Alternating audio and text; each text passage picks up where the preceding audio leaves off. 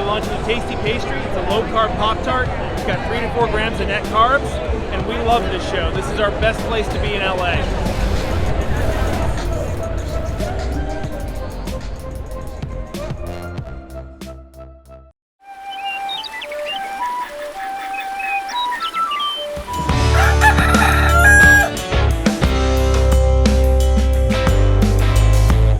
Welcome back to Legendary Foods Muscle in the Morning.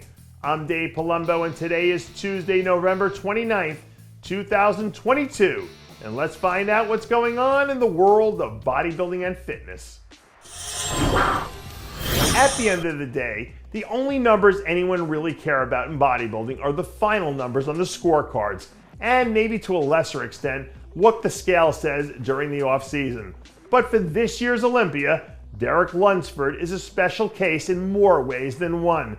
So when you start hearing rumors circulating that he might be somewhere close to 25 pounds heavier for his open debut in 3 weeks, it makes your ears immediately perk up, because that 25 number is one that immediately makes you stop and have a mental what the F moment in your head. Again, just to be clear, these are just rumors, and I don't think anyone in Derek's camp has confirmed or denied those reports as of today. But if they are true, or even anywhere close to being true, that's a scary situation.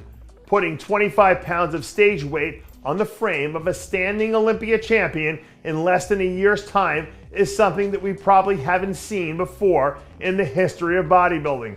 Well, maybe we have Ronnie Coleman, but so if we do end up getting some sort of mutant version of Derek on stage in a few weeks, it'll make things a whole lot more interesting, because how that look fits in with the rest of the mass monsters will be one of the most intriguing subplots of the Olympia weekend. Outside of Derek making his open debut and trying to figure out where he fits into all this, for a lot of fans, I think there are also some pretty big question marks surrounding Michael Krizo and whether or not he's going to be able to live up to the billing when he's on stage trading shots with guys who are truly elite for the first time in his career. Obviously, he won the IFBB Prague Pro to get here, so we're not trying to diminish that win or any of the other guys who he shared the stage with that weekend. But the truth of the matter is that he is a unique case in the sense that he was technically already competing as a pro in another organization where he was their top dog. But this is uncharted territory now, because we're talking about the Super Bowl of bodybuilding, where the margin for error is a lot smaller than anything else he's had to face before. For him, maybe more so than anyone else, the range of possibilities feels like it's still pretty wide open right now. But if he can answer some of the major concerns about his level of conditioning, this becomes a completely different ballgame.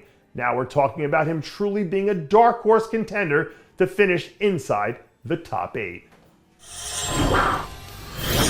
I don't think it's fair to say that Andrew Jacked and Michael Crizo are two sides of the same coin as far as this year's Olympia is concerned, because I think there are fewer question marks surrounding Andrew based on his level of performance so far. But that doesn't change the fact that this will still be his first time standing shoulder to shoulder with this level of competition. But with that being said, in the 2 shows that Andrew did earlier this year, he did put together the strongest performance that we've seen from any rookie across the division. And he also gave Patrick Johnson, who's one of this year's breakout stars, all he could handle. So if you're a betting man, in this scenario, I'd imagine that you'd give Andrew the edge over Michael as someone who's more likely to work their way into the top 10 this year. The Men's Open feels like it's going to be more wide open than it's ever been in a long time. And something tells me that no matter what anyone predicts, this thing is going to end up shaking out totally different when it's all said and done.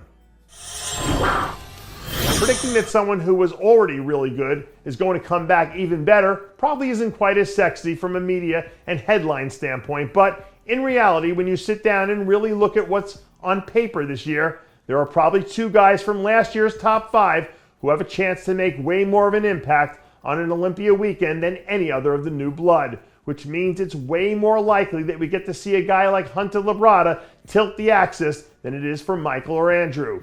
We've known for weeks that Hunter is going to be significantly bigger this year, and all the early signs point to his conditioning being just as good, if not better, than it was last year.